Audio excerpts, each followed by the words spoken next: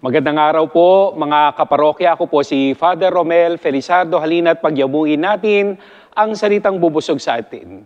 Halina tayo'y magminandal.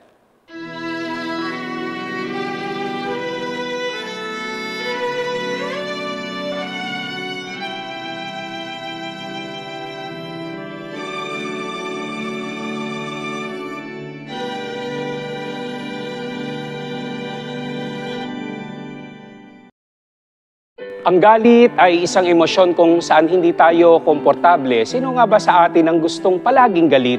Palagay ko wala naman. Subalit, ang galit bilang isang emosyon ay hindi mali o kasalanan.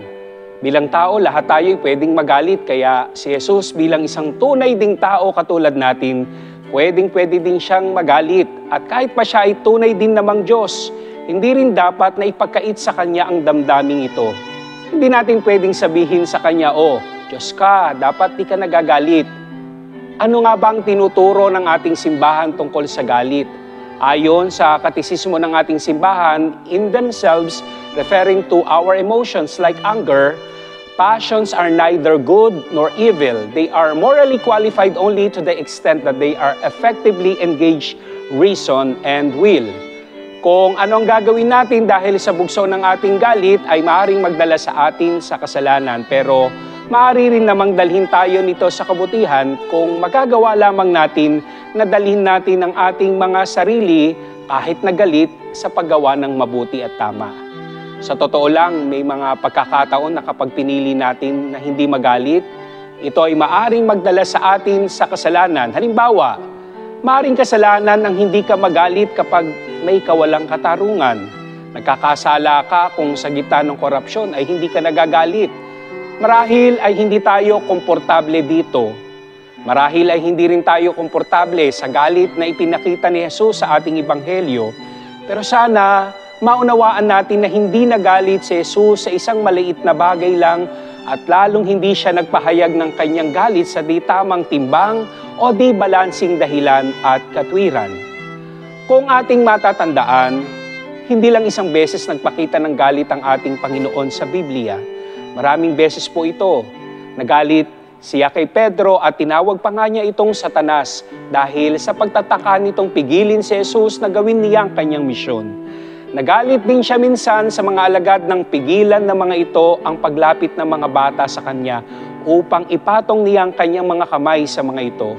At marami pang beses na nagpakita si Jesus ng galit sa mga Pariseyo at mga Iskriba. Minsan dahil sa tindi ng ating emosyon, nailalabas natin ang ating galit pero minsan inilalabas natin ito sa ibang tao na wala namang kasalanan sa atin. Si Jesus, nang ilabas niya ang kanyang galit, hindi niya ito inihayag sa maling tao. Inihayag niya ang kanyang galit sa tamang tao. Hindi rin siya gumawa ng anumang karahasan laban sa sinumang tao. Ang galit ay mabuti kapag ito ay nagmumula sa isang angkop at tamang dahilan.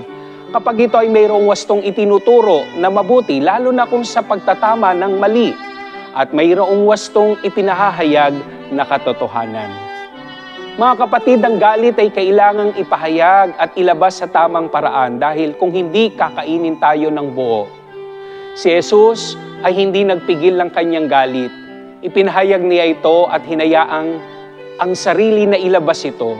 Subalit sa tamang paraan ng pagpapahayag nito, nagalit siya nang makatagpo siya ng isang sitwasyon ng kawalang katarungan. Itinutok niya ang kanyang galit sa nararapat na tao at hindi sa iba. In fact, hindi naman ang tao ang sentro ng kanyang galit. Ang galit niya ay nanggagaling sa maling ginagawa ng tao. Mahalaga ang tao sa Diyos. Mahalaga tayo kay Jesus. Kaya nga kahit galit na galit siya sa ating mga maling gawi, hindi naman niya tayo tinatrato ng mali o ng marahas. Amen.